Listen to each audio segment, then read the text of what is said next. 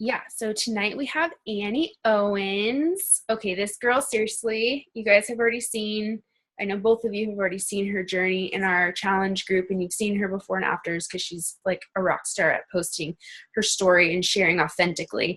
But like for real, I was not active in the challenge group for probably over a year, and I was in it last year. And to be completely honest, like the only person that I was watching was Annie. And I don't even think I've ever told you this. I did not know that. The only person I was watching was you because I was like, this girl is killing it. And I was so inspired because, you know, I'd fallen off, whatever. But yeah, like I am just so super inspired by her. I super appreciate your authenticity. And so that's why I wanted her to come on and share tonight. And so basically she's just going to be sharing, you know, her story, how to be authentic on social media. And I'm sure she has a lot more up her sleeve. She's an amazing coach. She's a mom. She's a wife. And I just got to meet her in person, which is really cool because I feel like I kind of know you now better. But yeah, so anyways, go for it, Annie. Hi. Okay, so I think Amber and I are friends on Facebook. Yeah. I don't think Ashley and I are, right? No, I don't think so. Okay, but I give small bits and pieces in the group of my full story, but I'll just give you a synopsis. I was overweight my whole life. I was overweight in kindergarten. I mean, I was always the chunky girl in school. But I will say I was never bullied for it. Like I never felt bullied for it I went to a small school. I'm from a small town in Iowa. So we had 100 people in my graduating class and we knew each other from kindergarten through high school. And so we all basically knew each other from the time we were babies. So no one ever like picked on me. No one ever made me feel bad about myself really. But I felt bad about myself because of myself. Like I just always hated my body. I'm 35. So this was pre-Torrid, pre-plus size clothing that's cool, comfortable, and trendy. So I would wear like boy jeans, boy shirts. I shopped the boys section at American Eagle. Like it just kind of sucked. The only option was Lane Bryant, and that was before they even got some trendier items. So I hated that I couldn't shop with my friends and go buy cute clothes, and I would be looking at accessories or I'd be looking at purses. Like I couldn't shop with them, and that bothered me. I felt trapped in my body. Like I would want to cut off pieces of my body. But I guess I didn't work very hard about it. Freshman year of high school, I had my first experience with an eating disorder. I took laxatives, a lot of laxatives, and then I stopped because they hurt so much. Fast forward to my early 20s when a boy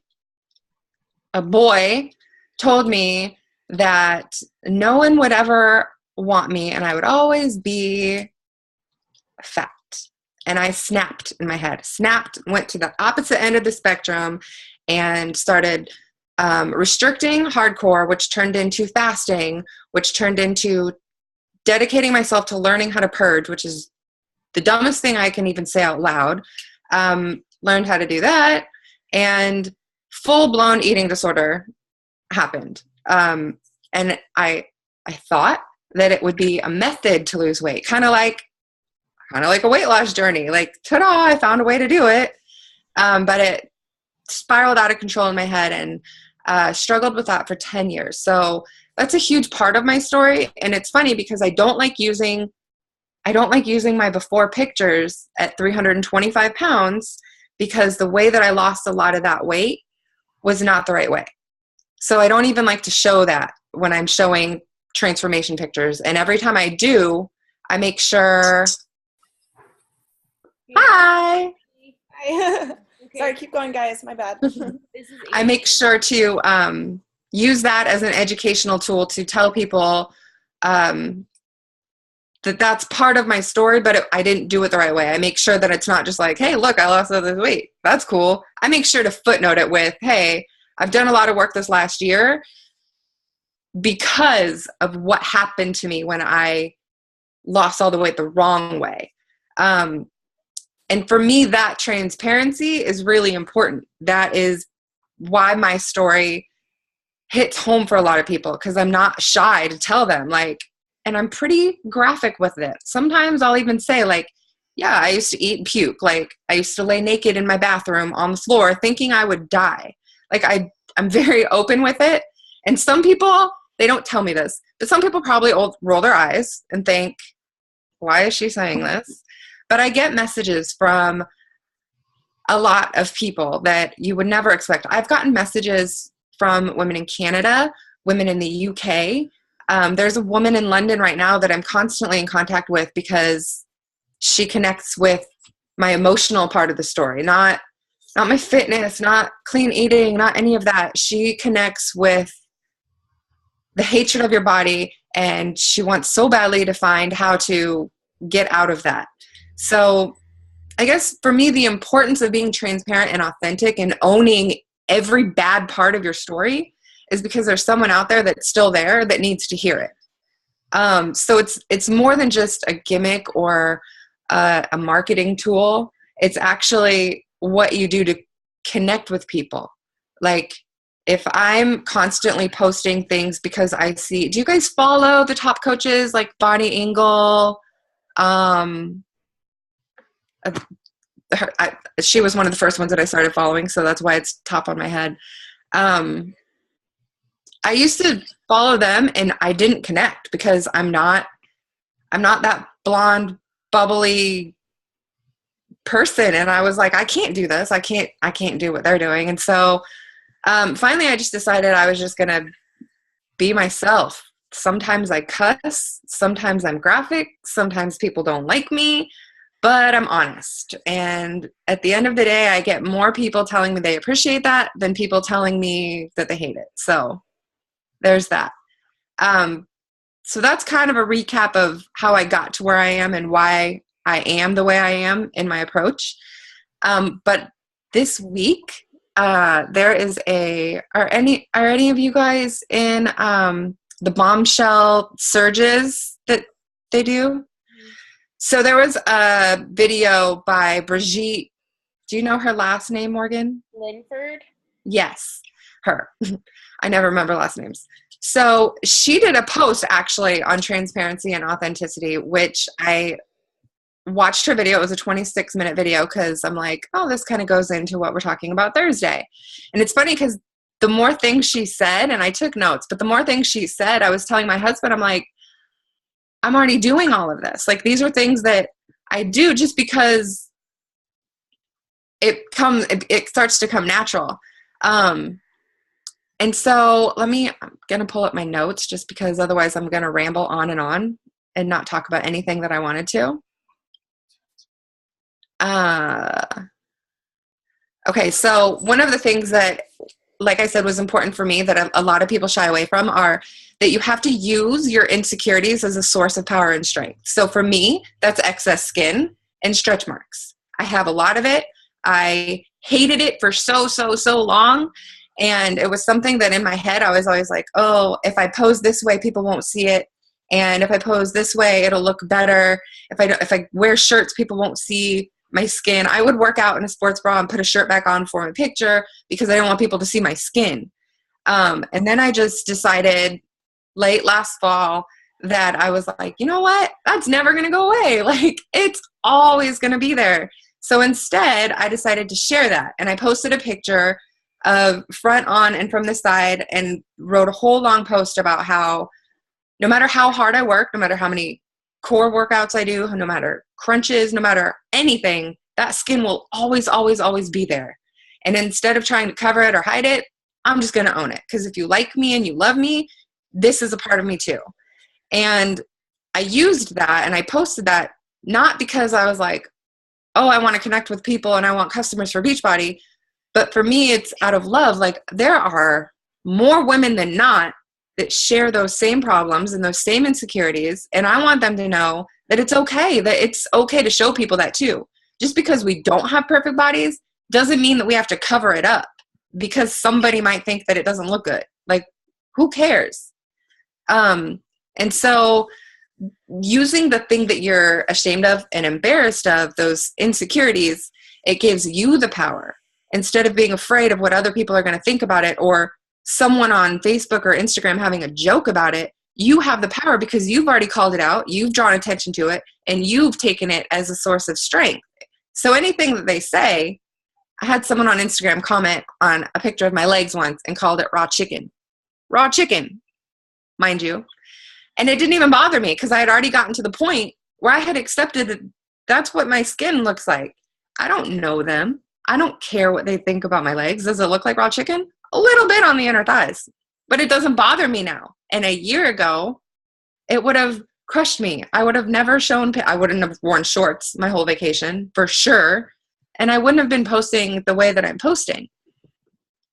And with social media, I don't know where you all are with your followers, if you're private or if you have a high number of followers, or where you're at with social media. But if you feel safe with being transparent, it really is the best way to get people to connect with you and to feel comfortable with you and to trust you. Because one of the things Brigitte said on her video, and it was the first time I ever thought about it, but it's so true. A lot of women won't even have sex with their spouse with the lights on because they're that insecure with their bodies. So if women don't want to have sex with their husbands with the lights on, they're not going to come to somebody on Facebook and be like, hey, I'm insecure about my body. Can I talk to you about it? They have to feel completely safe with you, complete trust with you, and comfort with you. There has to be that connection, or it's never going to happen. You can send them a message every week and be like, hey, would you like to join my group? Or, hey, can I help you reach some goals? And they're going to be like, what goals? I'm fine. I'm good. What? They're not going to want to talk to you about it because they don't talk to anyone about it. And so the thing that showed me that before Brigitte even said that was that the women that messaged me, their friends, I look at their social media and their posts, and I promise you that nobody knows that they're thinking and feeling what they are. But they trusted me to come to me and tell me, how can I love my body? How can I get to that place where it's about strength and health and not, oh my gosh, I need to crash and lose 20 pounds because I have to look like this. And with Instagram specifically, you get a lot of random followers, people that you may never talk to, people that just like your stuff or send you direct messages that are really, really awkward. But the ones that are weird, you can delete and block. You don't have to interact with them. But don't use that as something to hold you back. Because I did in the beginning. I told Mike when I very first started, I was super private on my Facebook page. I was not public. I was only friends. And I had to accept you before you could see anything on my page. Most of that because I'm a mom, but also just because I don't trust a lot of people. I just don't. But I learned that you have to be able to be willing to share with the whole world and use your own judgment as the bad comes and be like, okay, this is sketchy. No. Okay, this person, block. But if you feel comfortable doing that, it really is the best approach, because there are people that will see you, friends of friends, mutual friends, friends from years ago that you may never think to friend request will see you, and then you can start building the relationship from there. But if you keep it all private and locked in, you're not going to have a whole lot of network building because no one can find you and no one can see your story. And the sharing of the story, I want to touch on that because it was hard for me in the beginning to share it so often. I still have days where I'm like, people are sick of seeing my transformation. They're sick of hearing my story. They don't want to see me posting that I'm working out every day. It just starts to feel like your head starts to tell you, no one wants to see this repeatedly. People are over it. No one wants to see it. But the truth is that the consistency does pay off, because they know that you're doing it all the time. And they know that story. It's always in their face.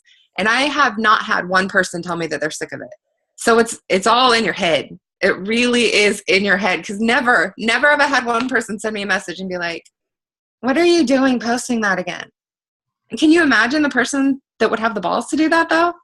I might say, hey, thanks for saying that, actually, because that probably took a lot, right? Also, on social media posts, when you're sharing do you guys share your post-workout pictures on your personal pages at all? No, Ashley? Sometimes. Sometimes, not really. I know that one of my coaches, that's really hard for her. She doesn't even like selfies. Like, it's just not her personality. And I tell her all the time, like, you really should, only because there are people like you that don't like to and don't like selfies either. And people on your friends list. It's the consistency really that makes it happen. I worked with Mike years ago, downtown San Diego, and we were friends on Facebook, but never talked. Like, we weren't friends on Facebook, like, that we talked, but I always saw his stuff. And so when I started doing T25 last year with a friend through DVDs that she had from years ago, neither of us knew a Beachbody coach. Literally within the first week, I was like, oh, that guy that's always posting about Beachbody on my page, that's who I'm going to go talk to. I'm not going to go talk to someone I don't know or call Beachbody and get a random person. Like, I knew who to go to because he consistently posts about what he does. And he's not, sometimes he's in your face about it, but he's not like, ooh, everyone should do Beachbody. He just posts his story, his journey, and what he's doing week by week. And I saw that enough to know that's who to go to. And so that's why it's important to keep posting your own journey and your own story, and to keep it. They say that you should keep your story, or at least a portion of it. So a post-workout selfie, a recipe, a tip for clean eating, something within within your 5 posts from the top. So that means at least once a day, right? Sometimes twice. Obviously I go a little overboard on some days, and I'm like, whoa, how many times did I post on Facebook today? It's a little crazy. But they say that you have to keep them up there, because otherwise, if someone comes to your page and they don't know anything about you and they don't know any part of your story, there's no connection. They don't want to dive in and know more. They don't want to learn more. They aren't going to message you, and they aren't going to respond when you message them. So it's important to kind of do what you can. And if you're not comfortable with the selfies yet, there's other ways to do it. You can, I have an app called, what's it called? Word Swag. And it's really cool because you can go in, and even if you don't have your own pictures to use, they have this search thing, and you can type in like waves, and it'll bring you pages of pictures that you can use of waves. And then you can add words over it and kind of make your own. It's not a meme. I wouldn't know what to call it. A motivational graphic kind of a thing. Mm-hmm. Post those. Like, you don't even have to come up with your own quote. It takes you to a place. I go in and type in my own quotes that I'll find on Pinterest or on Google. But you can get hyped, and you can click get hyped until it comes up with a quote that you like, or blessings, and keep clicking till you don't even have to, like, it's so easy to do. And you can post those and write how it makes you feel. The thing is that you have to personalize it. With that post, you have to add something that connects it to you, not just posting that graphic. It's important that you write a message so people know what's between your head, like what's up here. And that's why people also don't just want to see a post-workout selfie without words, or even that just say, T25 done. Like, it wants to know what you're thinking. Was it hard today? Was it easy today? People want to know if it was hard for you. Otherwise, they're going to think, oh, this is just easy. This is what she does every day. That's why with mine, a lot of times I'll tell people it's hard. Like, I started working out in the mornings before vacation. I committed to getting up at 6 a.m. to do 6 morning workouts. And it's hard for me every day and every night, because I have to go to bed early and spending time instead of spending time with my husband, so that I can get up early to work out. And it sucks on some days.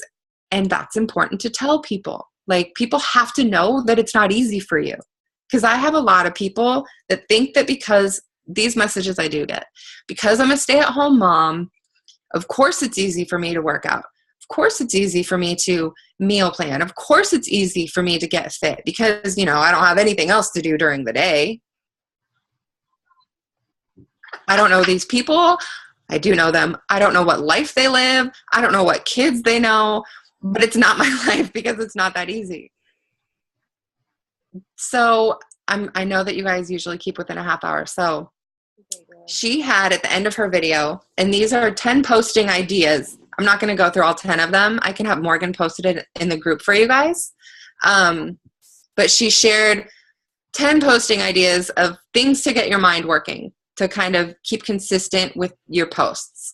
And the first one was share your thoughts. They can be simple, like, today was hard. I didn't want to do this. I wasn't prepared, but I went in and did it anyways. And then you can do it however you want. But one of her suggestions was to credit your team. Like, I don't know about your guys' challenge group, but I know for me, it's been and still is the game changer. Like, it holds me accountable when I'm in the middle of a workout, and it still crosses my mind. Today was leg day, and it does every leg day when I'm halfway through, and I'm like, I could just quit and take the picture right now and post it. But I don't, because I don't want to lie to all of these people that I build a relationship with, because if I do it then, I'm going to do it again and again and again. So I won't do it. I won't do it that one time.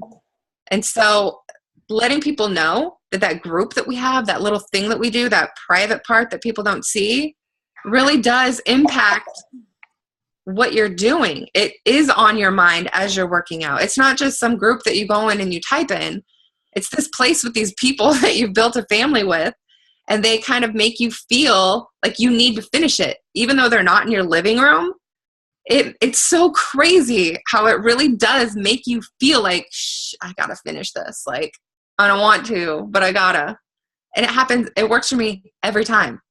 The second one that I just covered was the quotes. That was one of her tips, is to do those quotes, make your own graphics. And if you don't want to do that, you can still go to Google, type in motivational quotes, click images, and it'll come up with ones that you can save and post anyways. As long as you add your own personal thoughts about it, no problem. You don't have to be like sitting here. I'm not a graphic genius. I don't know anything about graphic technology. I'm not good at that stuff at all. But the apps that make it easy work wonders.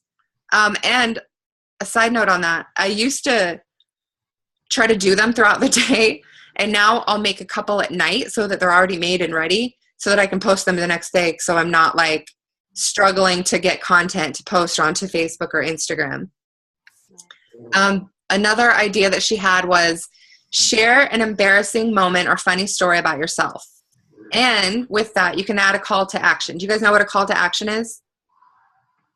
So you could say, like, my most embarrassing moment today was I spilled coffee all over my shirt and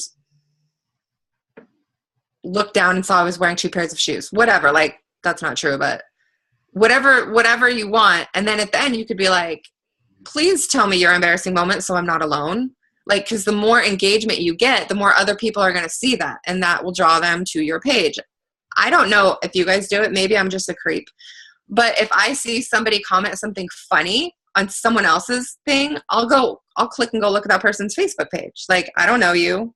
I don't know anything about you, but I'll go look and see, like, what's on there. Who are they? What are they about? So if you do these things and then other people might see them, they'll come and see what you're about.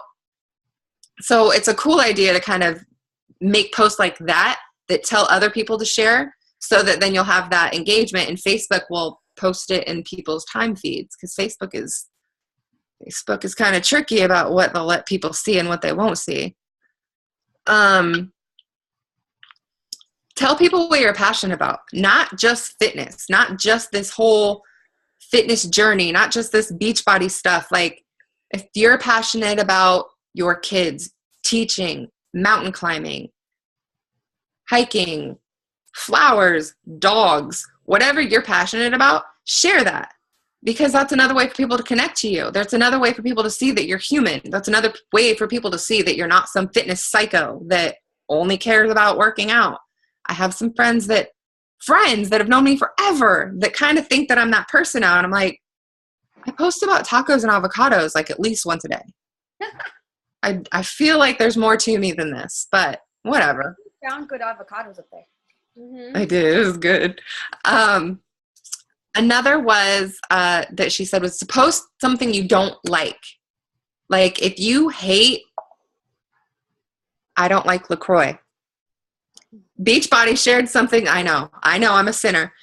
Beachbody shared an article the other day. So I shared that article and I'm like, all right, for all you LaCroix people, because most people that know me know that I've tried it and I don't like it. Yep, I know.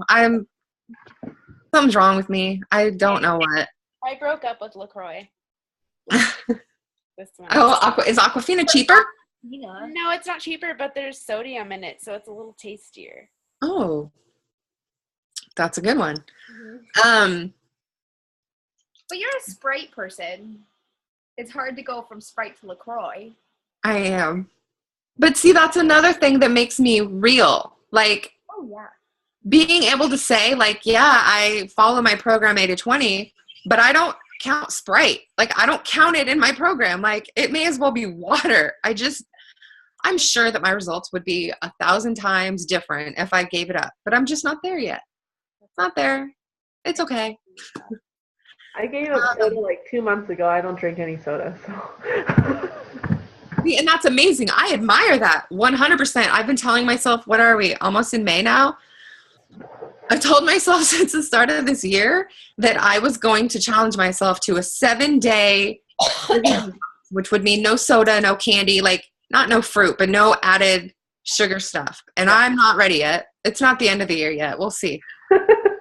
I could do it. I'm just not ready yet. But sharing things like what you don't like, things that are hard, things that are stupid to you, like things that I have a phobia of mountains. So things that you think people wouldn't even understand, it makes you human. It makes them see like you have more to you than, oh, I worked out today, or, oh, I ate quinoa for dinner. Like, they have to see that there's so much more to you than just this thing. Otherwise, they don't care. They don't want to see fitness all the time in their face. They want to see who you are.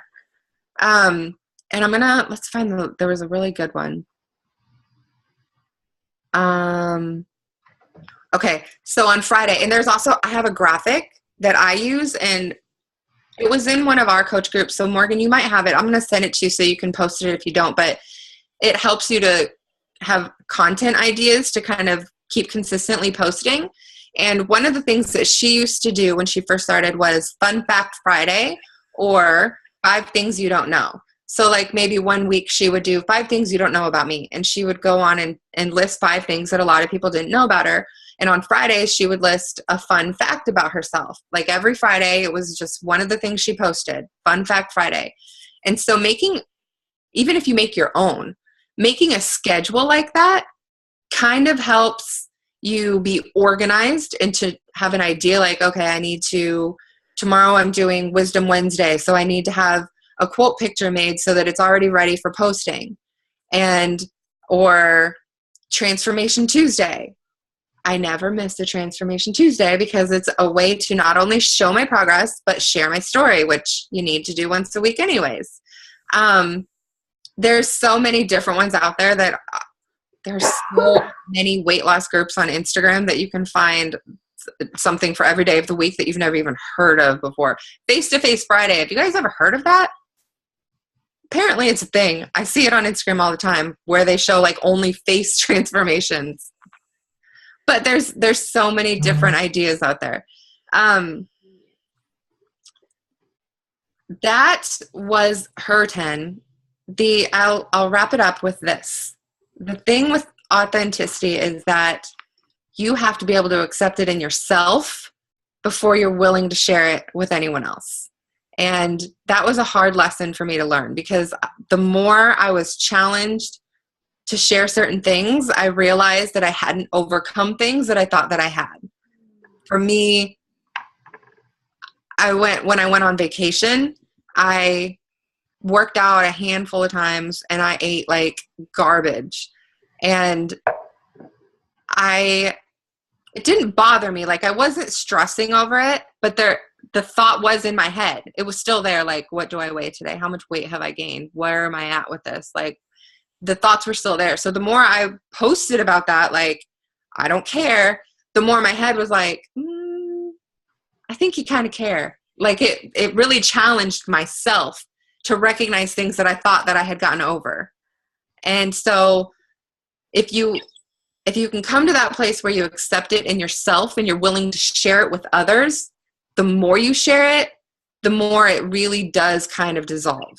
So don't be afraid of not being where you want to be, or not being at an after picture, or not being at your goal, or wherever you think you're supposed to be, because the people that love you and the people that are in your life care about where you're at right now.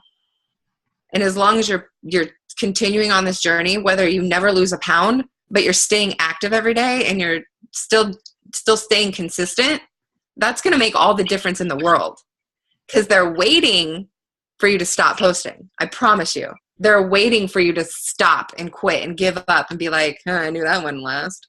Like, I guarantee you there are people waiting for me to stop posting. That's all I really have. I guess the last thing, and this is the real last thing, is to be honest in your posts. Like, don't post something that you don't actually stand behind, or something that you actually don't feel connected with or don't support. If something isn't right for you, don't share it, or don't say that you support it, or don't say that you do, or don't say that you're active with it.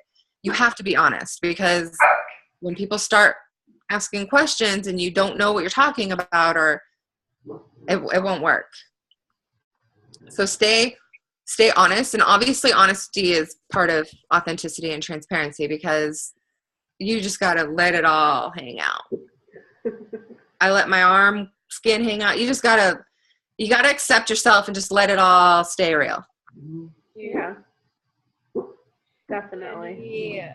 You are freaking amazing. Seriously. I went over your time, so I'm sorry. I don't care. That was like, no, you're so fine. And like, I super appreciate your openness and your honesty, and like, watching your journey has helped me to do that, because there's still a lot of things that I can't talk about yet, that I like, it's like I want to, but I can't, because I know when I am writing it that like I for sure do not believe it or have overcome it. And so I appreciate that you said that. And like, I appreciate that you show up every day and that you share your stories so frequently. But I want to also open it up. Do you guys have any questions for Annie? The only thing, how do you feel about like creating just a page for like your fitness journey and everything like that? Because as a teacher, I've had long story short, I've had kids, I've had parents, I've had people find me that I do not want anywhere near my social media, because I teach crazy people. So I was thinking about making like a fitness page just for kind of like Beachbody stuff. And so it's not, if they do find me, it's not as big of a deal, but I don't know how authentic that makes it versus this is her fitness page. There are coaches that have done that and done very well with it. I know, you guys know who Foodie Girl Fitness is? Mm-hmm. Yeah. Her, she started her page kind of like that. And then, I mean, now she's at the level where it doesn't matter what people find her and what they say or think. But she started like that, where that's why it was Foodie Girl Fitness instead of her name. Because she started it as almost, I don't want to say another personality or another entity, but as this complete separate part of her personal life. Because I don't know her reason, but I'm sure it was similar. She wanted it separate. And so she started it that way. And now she basically shares her whole life on there because she's her own boss. But I think that for people like you, or people who are in law enforcement, or people who are in situations where they need to do that to kind of protect themselves, I think that is something you can do. You just need to remember to stay active with your posts. And you can invite all of your current friends to like that like page. I wouldn't do it as a Facebook account like you and I's Facebook account. I would do it as a like page.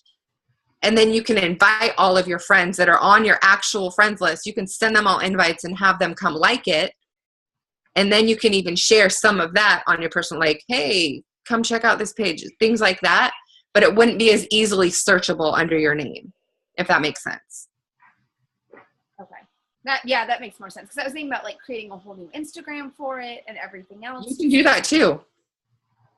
I've had some crazy stuff happen, but I mean, I was also thinking about like, as soon as I leave this job, I'm going to teach kindergartners. They're not going to know how to search me. And then it'll be okay. But yeah, no, you can totally do that on Instagram too, because I have friends on there that they have a personal one, and then they also have their fitness one, and their fitness one is usually like, oh my gosh, I can't even think. It's not even their name. It's like, well, like there's that guy in San Diego who's obese to beast, and he's awesome. I love that guy. My friend's dating his brother or something. I don't know, but yeah, I know his brother. Huh? I used to work with his brother. Oh, really? He's so cool, and I follow everything he does. Like he always hikes Cows Mountain and all these things that are like San Diego natives, you know, what they're talking about. And so it's like, oh, well, I mean, that's now his life, obviously, but I'm pretty sure that started out as a fitness page, and then. Yeah, I would just, the only thing I would suggest doing is just to get your followers up. I would definitely, at least the people you trust and feel comfortable doing so, especially with Instagram, because it's not as easy to invite people to come follow. Yeah. But I would make sure that you let people know that you want to, so that you can build your follower number, so that when other people see it, they're not like, oh, she only has 3 followers. Do I like so creepy? ISIS? Not today, ISIS. You just got to make sure that you invite the people that you're comfortable to follow your like page or your Instagram page. Make sure they come like it too, so that you have some sort of numbers there, so that when other people find it, it doesn't look sparse. Yeah. And then be consistent with that too. Like I would make sure that, and maybe for a time, I mean, you could still obviously post on your regular page. Yeah, that would be my primary. But maybe primarily also for a limited time, be posting on that fitness page. And hashtags on Instagram are everything. Everything.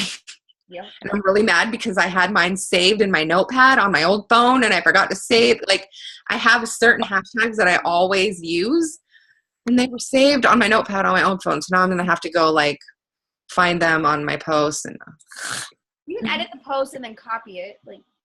Yeah, but it's in my comments, and you can't as easily copy your comments. Yeah, that's awesome. You'll get it. Yeah. Yeah, at least I got a cool new phone. But yes, thank you for being transparent all the time. I'm always like, Annie, you rock it. I'm like, okay, post something. I should go take an after photo or do something. Sometimes it can be a lot, I'm sure. Especially, oh no, I know that I have it easier because I do stay home with my kids. So like being able to be on my phone when other people can't because they're at work, I do have that liberty.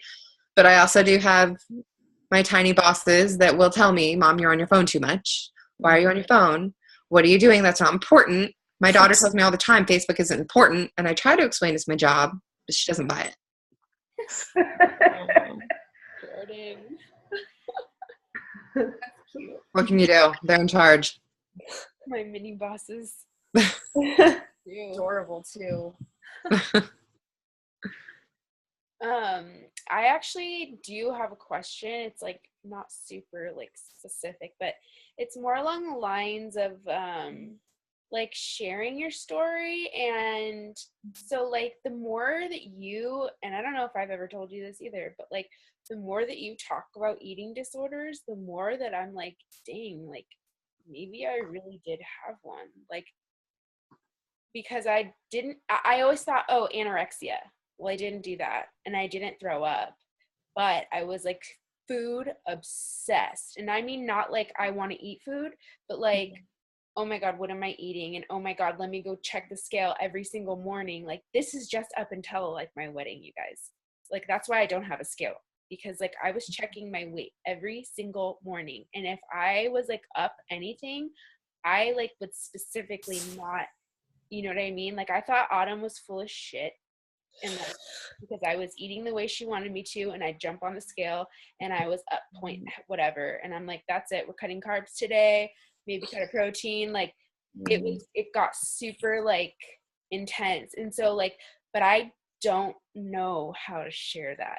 Like, so one of the things I just posted a blog this morning where I actually break down some eating disorder statistics that are frightening. But one of the things that I actually did learn in counseling is that most people in our country, like literally majority people in our country, might not have a diagnosable eating disorder, but they have disordered eating. And so that working out several hours a day to compensate and burn calories is a form of bulimia. You might not be throwing up, but you're purging your calories through sweat and through, like, there are colleges where a lot of people find themselves struggling with bulimia, and it's not necessarily always throwing up. It's that they'll spend 3 hours on a treadmill a day. It's that they will run until that number shows that they've burned as many calories as they ate. And so it's not always, and that's why I post a lot, and I say, I think whenever I do post about it, I try to point out that eating disorders don't look like what you think they look like. It doesn't look like the video you saw in health class in high school. It doesn't look like the Lifetime movie of the girl who was 90 pounds. I looked normal, like not normal, because the people that know me will tell me that a difference in me today from when I was in that hell is that I looked gray. They tell me my eyes looked sunken, like not sunken in, but that my eyes looked sick, that my skin looked gray, that my hair was stringy and falling out, like those little things. So people that knew me could see it, but like if Joe off the street saw me, he wouldn't be like, oh, she has an eating disorder. Like it doesn't look the way people think it looks. And so sometimes we can, and binge eating disorder is a thing. So many people downplay that because it's not people losing massive amounts of weight. It's people not able to lose weight because they're eating 3,000 and 4,000 calories a day because they have binge eating disorder.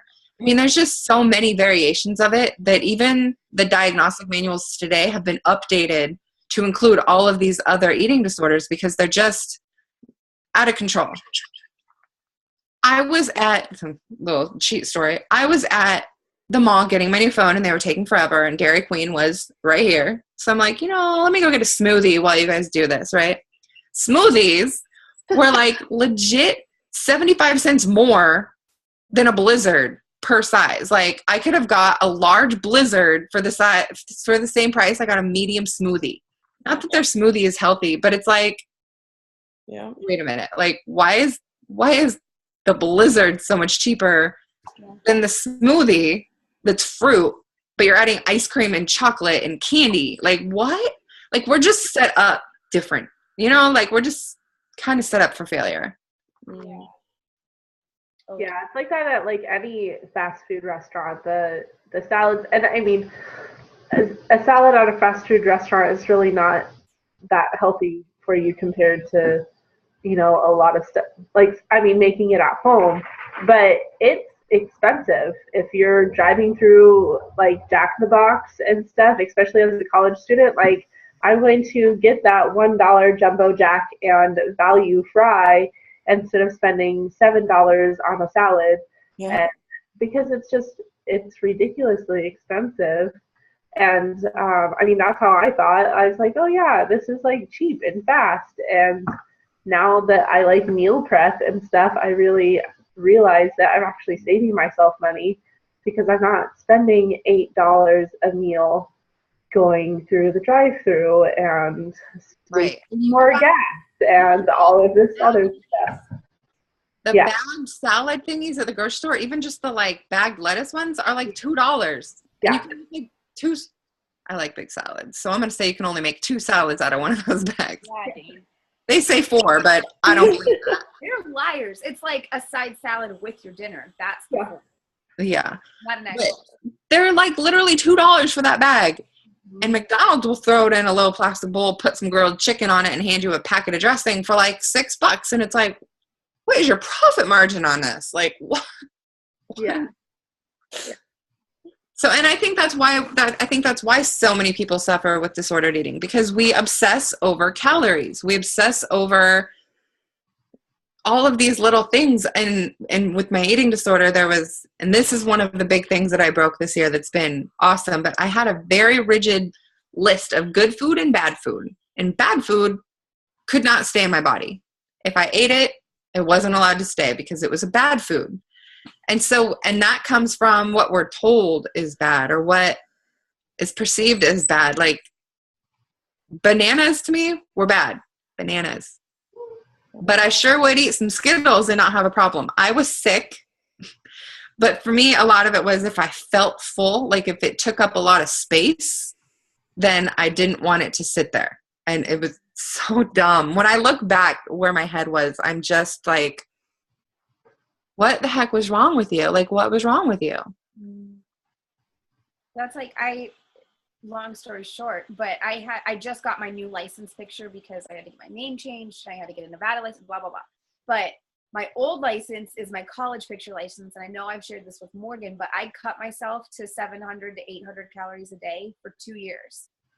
And I had gallstones, so I was puking up anything I ate for a good 6 months, anything I ate. And that wasn't my fault, but I was doing 2-a-days then too. So I would run 5 miles in the morning and then go lift in the afternoon. And I think I lost like 85 pounds. I lost a crap ton of weight, but in 6 months, that's not healthy, not good at all. And I looked at my license picture from back then because I had just gotten my license redone, looked great, looked totally different than I do now, but then looked at my license picture now and I'm like, there's so much difference. And I sent it to my husband and I was like, what the hell happened? He's like, you actually ate food and you kept it in your body. Welcome to reality. And I was like, yeah, that's true. Yeah.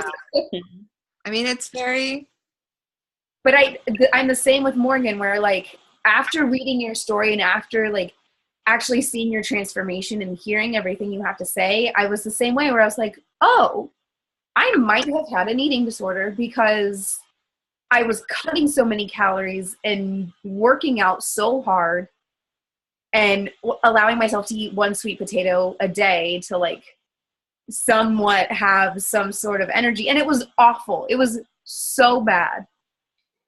And heart. I wish I could, like, part of me still is there where it's like, I wish I could be that small again. And I look back at those pictures and I'm like, no, because that wasn't healthy. There's no possible way I would be able to cut my calories that much now with where I'm at now. I just couldn't. And when I see people, even in our group, and I'll be honest with you, I don't think it was any of you. I hope not. In Mike's group, in our group, today was the day where you posted something that inspires you. And I'm going to cry even saying this. So someone posted a picture from the waist down, and it was 2 very thin legs and obviously a very big thigh gap, right? And oh my gosh, I want this thigh gap. And I didn't comment. In my head though, I'm like, no, that's not your goal. Like, because those are the images that are, I haven't been on one in years, but I used to be in an online community that was pro eating disorder. So pro Anna, pro Mia, like it's this whole little underground subcult world that I was sucked into. And those are the images that we shared on that for inspiration. Like, and I see these pictures and sometimes I'm like, oh my God, no. And then I'll see people comment like, you can do that, girl. And I'm like, no, please don't say that. Like, but people's goals are their goals and you can't tear them down. But it's just the part of me that lived that sees that. And I just want to cry because I'm like, why? Why would you want the body of a 12-year-old girl to be your goal? Some people are built that way, and that's 100% okay. I have friends who are built with very small frames, which is why I stopped using a hashtag that I used to use, which was, what was it? Strong, not skinny, or strong is the new sexy, or something like that. And one of my friends who's very small built messaged me, and she was like, yo, like, I can't control that I'm this small. And I was like, you know what? That's true. Like, I'm body shaming you, and that's just how you're naturally built. So I don't really post stuff that shames that, because some people definitely have that body type. But if that's not your natural body type and you're going for this goal of a 12-year-old body, like, it's not healthy to me. And the restricting of calories, like, I see it so much. And that's why when people start 21 Day Fix and they're like, this is so much food. And I'm like, welcome to healthy living. Like, you don't have to eat under 1,000 calories a day. Like, it just, you'll go into starvation mode. And I can tell you what'll happen, because it happened to me. Like, your body will, when I got pregnant with my kids, when I got pregnant with my daughter, I had been active with my eating disorder up until the day I found out I was pregnant.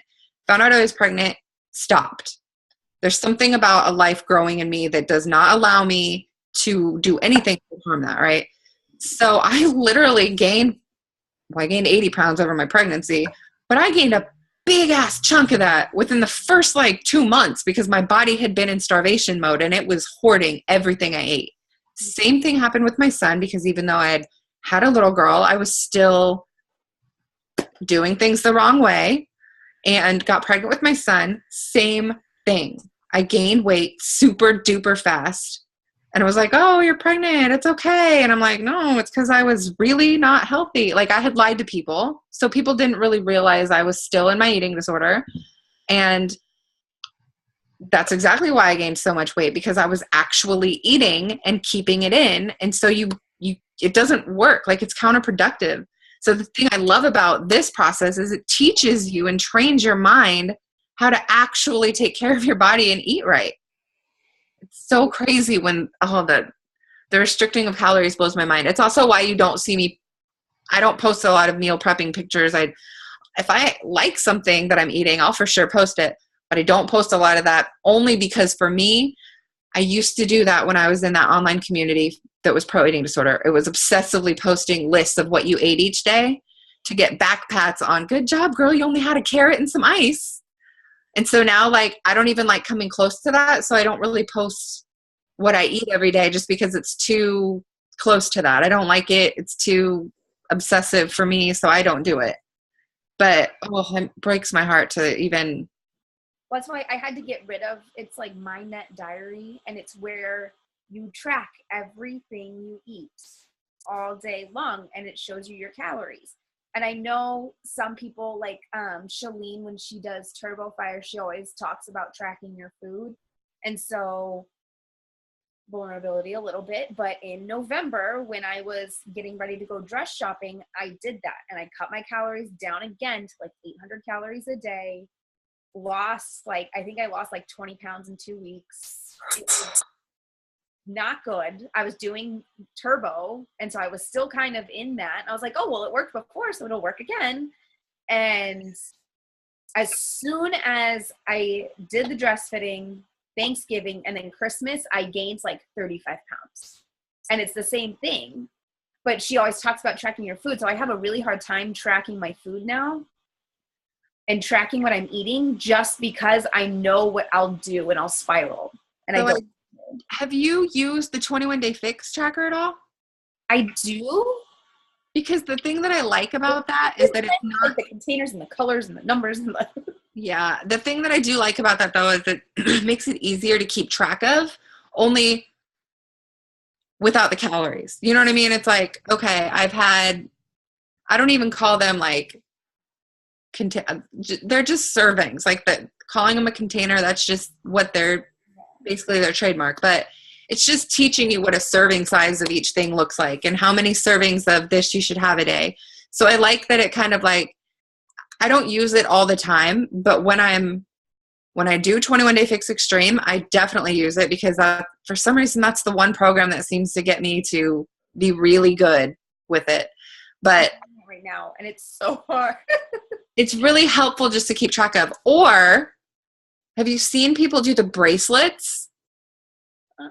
So people will, the little kid, remember the bracelets you used to get from Chuck E. Cheese when you were little that you can intertwine together even a little bit? Just little rubber plastic bracelets, or even rubber bands if you don't. But if you get 5 yellow bracelets and whatever, and then you kind of move them over. And I know as a teacher that would look really weird for you. No, my kids would eat it up. But if you like, okay, here's how many I get a day. For breakfast, I had a red, a blue, and a yellow. Move them over here. And it kind of, instead of obsessing over like going into this app and, you know what I mean? Listing it all out. It's like, all right, because I don't necessarily list out what I have, but I keep track in my head of how many servings of red I've had in a day, or yellow or blue or green. Like I keep it in my head. And so I don't keep it on the app, and I don't even use the containers anymore, only because I've trained myself what they look like and what I need, so I don't use them. But I love them for the training part of it. I think they're perfect to train people what a portion looks like and how many and what good things that you should get in a day. Yeah. But then you get to the point where you can eyeball it and see it and figure it out. But those bracelets would probably be a good idea for you, because you're not obsessing over exactly what you ate. It's just like, all right, I had a protein. Yeah. And then I wouldn't eat a bunch of food that's in the teacher's lounge all day long, because I'd be like, hey, let's go, guys. Bracelets, can't eat that. Thanks for the brownies, but no. But thanks. I like that. I'm going to use those. Like yeah, I know what you're talking about. Yeah, the rubber, I don't even know what they're called. Like weird round, they come in like glitter colors and all sorts of weird ones. Yeah. I think they were really cool when I was in like middle school, and you can wrap them together. Yeah, that's what I was saying. You could like, that. Mm-hmm. So good. That's my dog, sorry. He hears something outside. Well, Annie, thank you so much. Was there any more questions or anything else you guys have to say? Super helpful. I just need to become comfortable with myself more. So Definitely.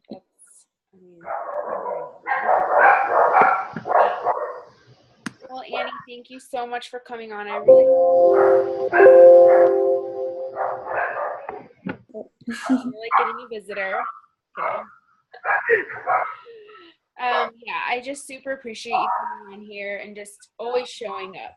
Like, just keep showing up. And it kind of, I get the same way, in my head. It's like, people have heard enough, but like, it's just that consistency, and like, you help me, and seeing everybody else helps me, and I'm sure it's like the same way for everyone else. But I appreciate you, and that topic was perfect.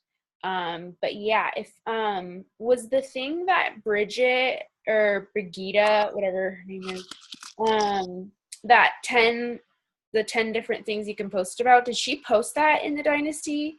I didn't see that she posted it separately. It was just at the end. It was like the last 5 minutes of that video. Okay, well, I'll listen to that, and then I'll post that in our group, you guys, so that you guys can have that. Okay? Yes. All right. Well, thank you so much, Annie. Have a good night. Please tell the kiddos that I say hi, even though they don't know me. I will. He's knocking at my door right now, actually. So. Yeah. All right. And you guys, thank you for coming on tonight, and I will be talking with you all later. Yes. All right. Have a good night, guys. Thanks, Annie. Bye, guys. Bye.